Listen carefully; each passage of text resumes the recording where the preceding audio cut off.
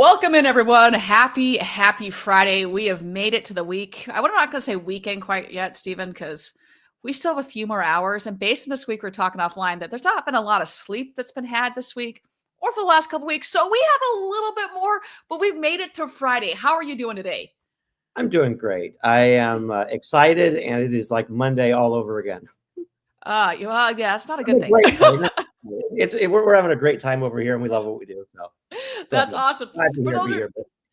for those that are just looking, you're like, wait a minute, that doesn't look like Rich Sands. You are correct. It's not just the Fridays talking. You are correct. Rich had a bit of a scheduling travel situation happen. So we have Stephen, and we were just talking offline. You've been with Stella since day one, which is pretty dang impressive. But thank you. Yeah, I actually started with the AI research lab that Stella spun out of. So I'm 8 years into this. That's awesome. Okay, so before, it's a Friday. As I'm looking outside, I don't know where you're located. I don't know if you're in Florida or not, but I'm outside my apartment window right now. It is just blizzarding right now. So that's what we have going over here in Chicago. How are you guys doing? I'm in SoCal, so I'm loving Oh, life. yeah.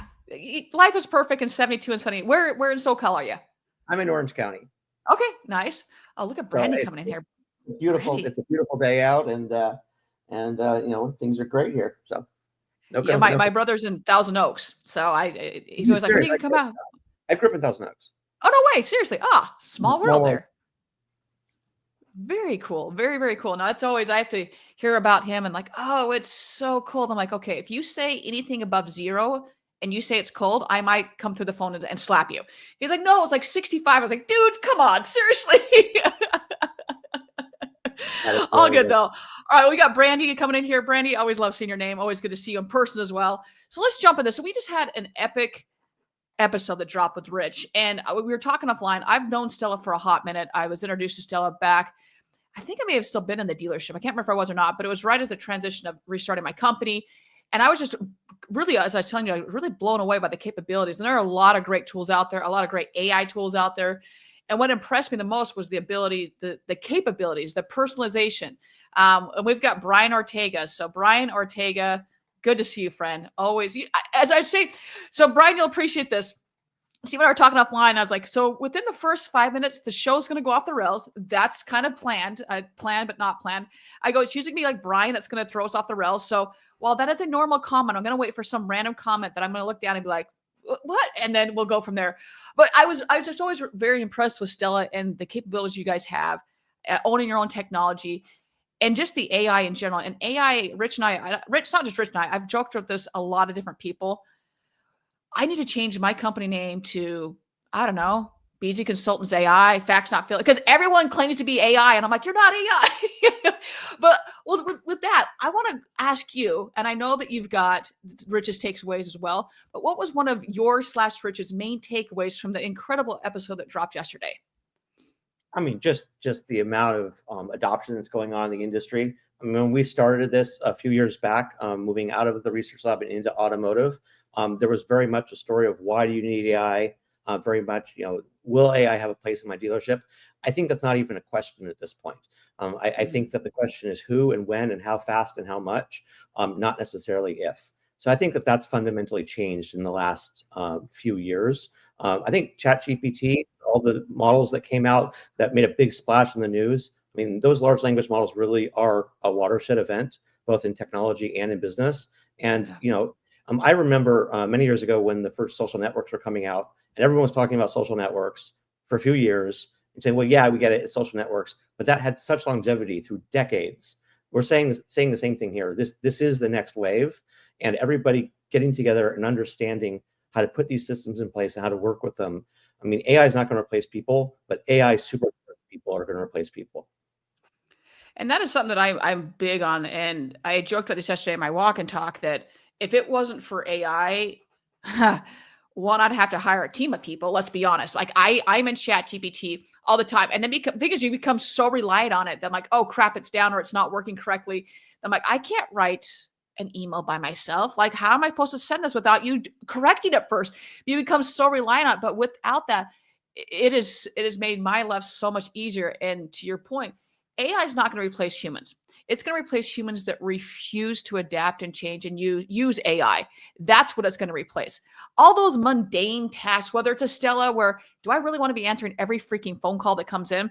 Probably not. Do I have time to do that? No, I don't. I could be doing so much more with my time and energy and be more efficient and bring more ROI to the business if I just use this to streamline stuff. I'm going to get to a couple comments here. They've been around. I apologize, guys. Normally, I'm up on the comments here. So I always good to see you, Chriselle. I love you. Hearts to you. Thank you so much. Appreciate it. And we've got Peter. You're going to have to help me on this one a little bit here. Brian has an awesome command of the English language. I'm not sure. True. I can answer that one. Yes, he does. Okay. All right. Brian, you're holding out on me, buddy. And beep up. There's your AI for the day. There we go. All right. So we've got AI. It does an amazing job. Like I said, I don't care if it's something like Stella or any type of AI. It's to really say, okay, how does this best, as you all have heard me say multiple times, how does this better integrate with my people, process, and other products? Because you have a great tool that does awesome things and it streamlines everything. But if internally people are against AI, or they think it's coming for their job, or it doesn't integrate with the other 99 products you have, then why are you doing it? You're just making it so much more difficult for everybody else. That's a big one for me. So actually, in our personal lives, our relationships take work. In our professional lives, our relationships take work. It's actually the same thing with the AI. The AI technologies need to put the work into building the relationships with the humans. That means the observability, the collaboration, working together with the people. And the more AI companies become isolationist, the harder it is for existing employees to adopt that technology. Mm-hmm. Amen. And I've seen it happen so many times where you're trying to get ahead of the curve and you're trying different things, which is great. At that same breath, it's like, okay, once again, does this integrate with everything? Jeff, I know you're coming in right now. I just want you to let you know that it is a full out blizzard out right now at my window. So you enjoy your 70-degree weather, and I'll get some image of text with you and your little Amazon Alexa that is so warm. And Ethan, AI is a great very productivity booster. It's very difficult to say on a Friday there, Stephen. I don't know. These are hard multiples. Productivity. There we go. Yeah. It does. Like I can send a bunch of data into whatever my choice of AI is and quickly have something spit out to me versus spending 2 hours going through and saying, okay, what does this mean? I mean, something as simple as, hey, there was a question a client of mine had, and I was like, you know what, there's like 7 emails going on. I don't have the time to read this. I put all of them into ChatGPT and it summarized it for me real quick, and then was like, here are the best course of actions. Now, that being said, this leads me to the next point, is that you are still the human in the situation. I know that I've got to go back and check those references. I mean, case in point, I was doing something for another client earlier this week, and it gave me 3 articles, which you think is great. But when you actually look at those articles, they're dead pages. They don't exist anymore. Now, am I going to just send that off without ever doing my human portion of it? No, I'm not. I'm going to make sure that it is. But the time that it saved for me to get exactly what I needed in a fraction of the time versus going to Google and just sorting through whoever has the best SEO, and it doesn't mean it's actually the best thing. It has made my life way easier. Jeff, it's snowing there. What is going on right now? I'm a little concerned that Denver maybe needs to look at their weather a little bit.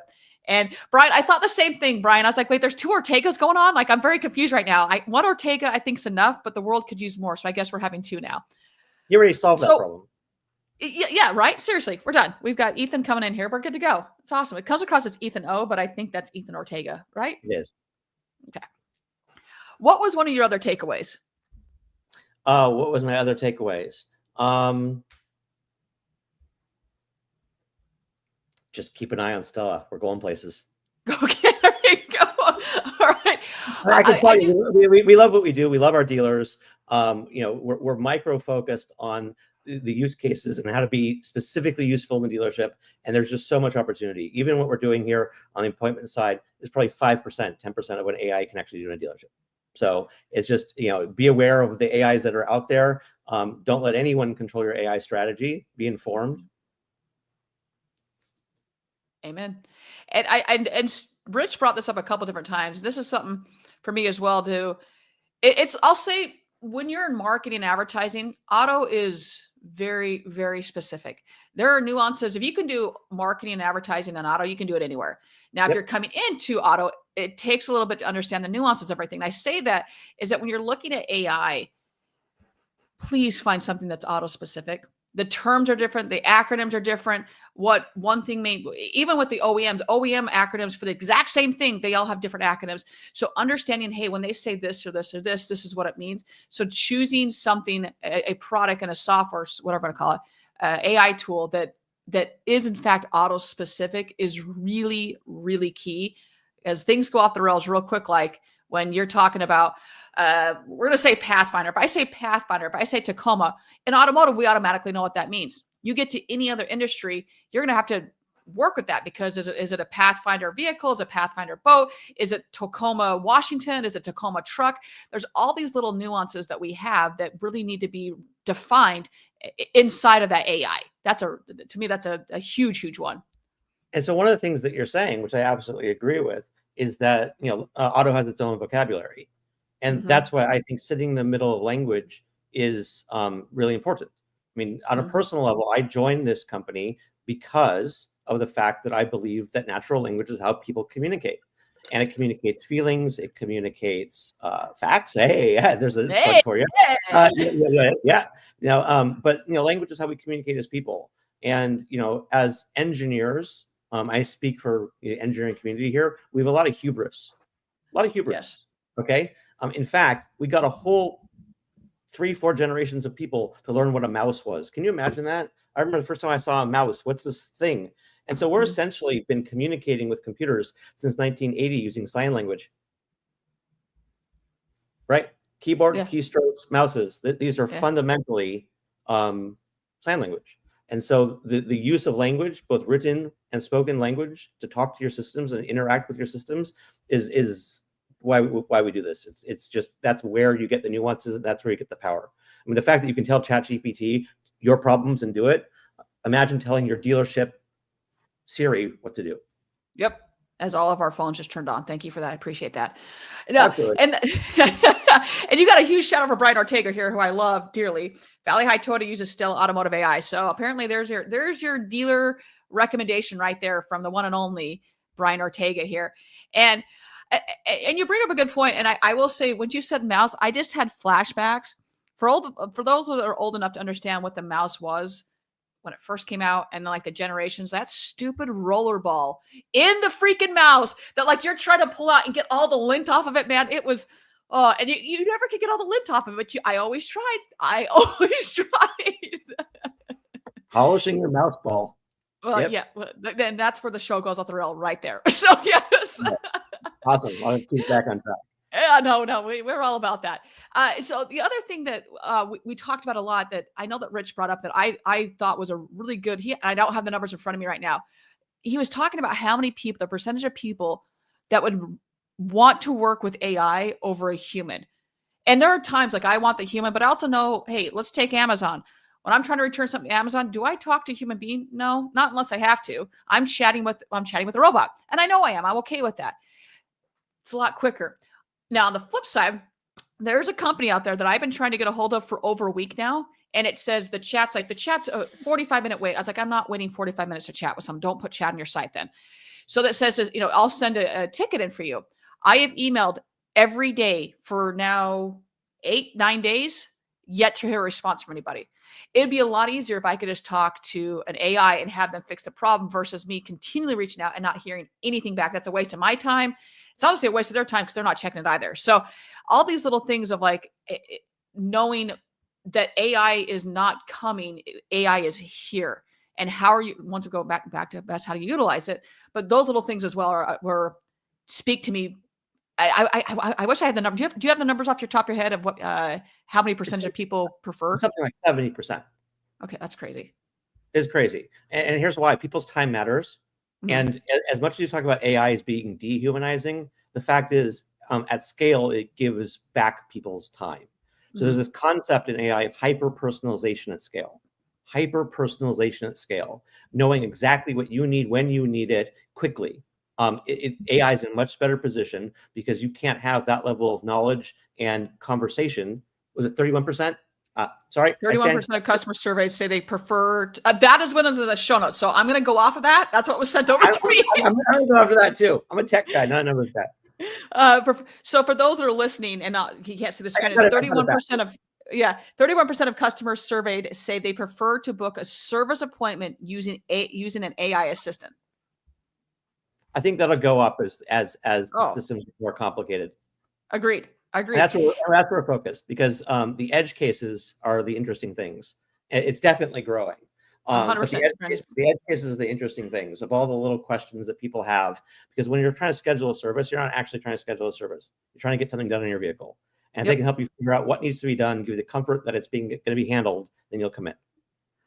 And for those that obviously we know at this point, Brooke's a big data nerd. So I have a source here on that 31%. It's a CDK study published by Auto News in October of 2024. So while that's 2024, it's a few months ago, we just continue to be more and more reliant on AI and be okay with it.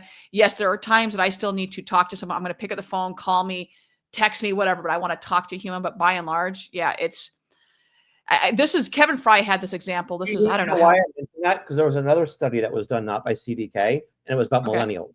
So that's where I'm getting my numbers mixed up, because there's definitely there's definitely a generation skew, right? Oh, for sure, yes. The older the generation, the more they are seeking the human contact, not just to go get their car in, but go talk to the people that have been helping them, and it's part of their probably smaller friend circle. I know as I get older, my friend circle gets smaller. So. Mm-hmm.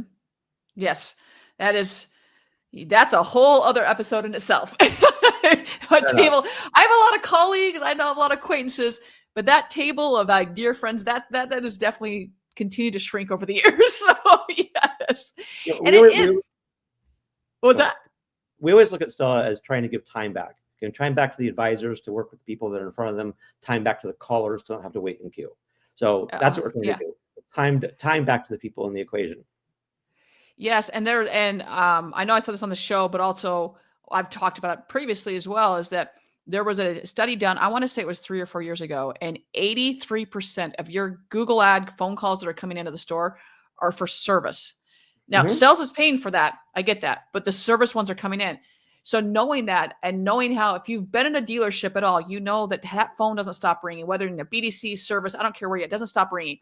So if I can now, in essence, stop it from ringing, have it be answered, and only when people actually need to talk to someone that I can't figure it out, then it rings. How much more productive we can be with our time, our energy, and our tasks that continue to pop up and say, do this and this and this.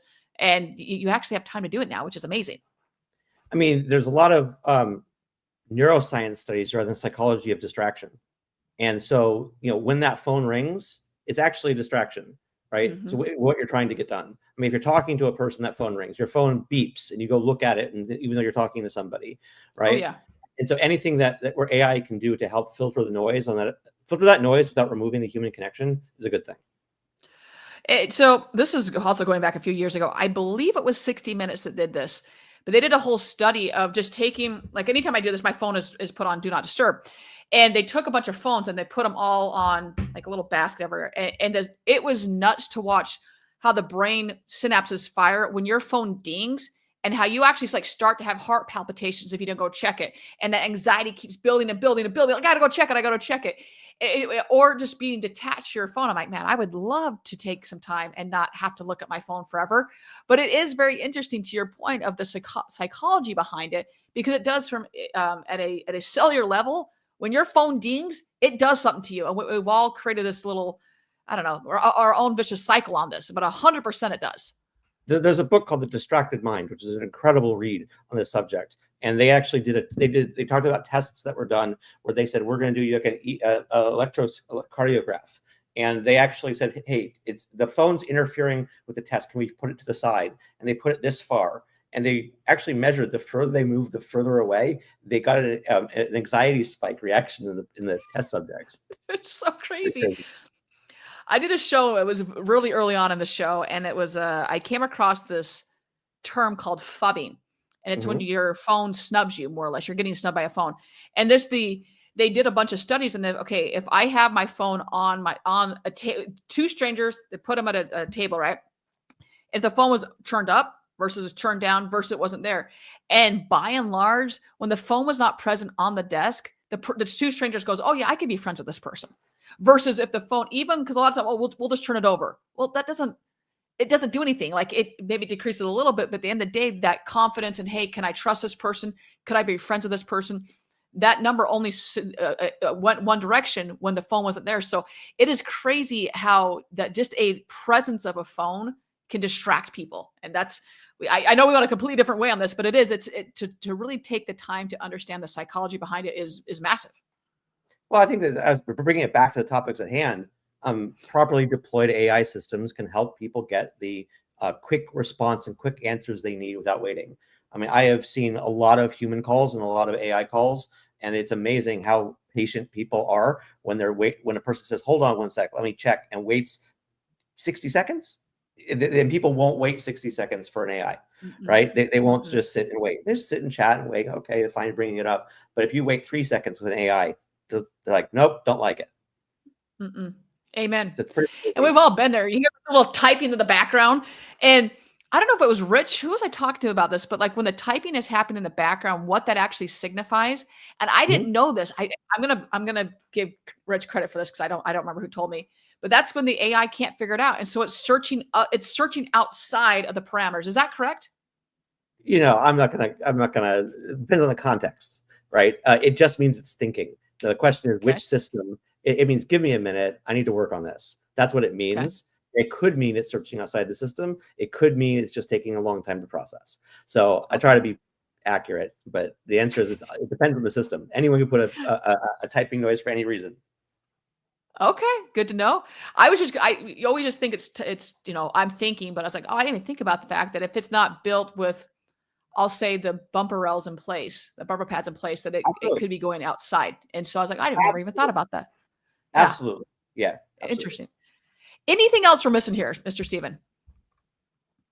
Booking rates. So Jeff Scher says booking rates up to 40% faster, conversion rate improvement 20% higher. That's great. I mean, I do see that. I mean, I do see phone calls that people get in and get out really, really quickly. And there's none of the system latencies of people having to look up systems or to get, or to go, bring up profiles. So I do see, calls taking 1:30 in some cases, which is a really short amount of time to get answers. So those are great statistics, Jeff. I would say that the technologies are getting better, including Stella. And I would say that people's familiarity with it are getting better. And there is, a massive amount of maintenance appointments to go through a lot of these dealerships. And a lot of that stuff is very routine. And I think we're going to see an ever optimized approach to making sure that that's as seamless as possible. So I think that we're just going to see more and more conversion rates as both the systems get faster, people get more comfortable, and the edge cases, meaning the not everyday occurrences, get easier and easier to handle. So, amen to that. And that's even something I noticed as well, is how the normal conversation we'll say 4 or 5, 8, 10 minutes. It can go really long versus AI. Just as I said, most of my emails are going to go into some type of AI to be like, hey, streamline my thought process here. So instead of taking 3 paragraphs, I can get it done in 1. It's the same thing with a phone call. Hey, instead of being on the phone for 10 minutes and me back and forth trying to figure out what the hell I'm doing in life, and I don't know, and I got distractions with this and this and this, AI is just like, oh, here's what you need. Here's a solution. All right, I can't fix it. Let me get you over to somebody. Not only that, but we can actually look at history of interactions with the customer and say, well, last time we had these set of interactions. This time we can reference that and go, hey, Brooke, welcome back. You want your usual. Right? So actually, as much as I love dealing with AI, because we do it every day, the actual goal is to make it quickly and efficiently out of the way. Oh, yeah. Well, it's like, we all know the stories, whether it's your airline of choice or whatever it is. You call in and it knows based on my phone number, my entire history. Freaky, not freaky, however you want to phrase it. It makes my life a lot easier. What drives me bonkers is that you know who I am when I call in. And then the next person I get, oh, can you please give me your membership number again? But you guys greeted me with it. So obviously you know it. So that, once again, you have an AI tool that doesn't integrate with either the products or the people or something doesn't integrate. That is so frustrating when I have to repeat myself multiple times.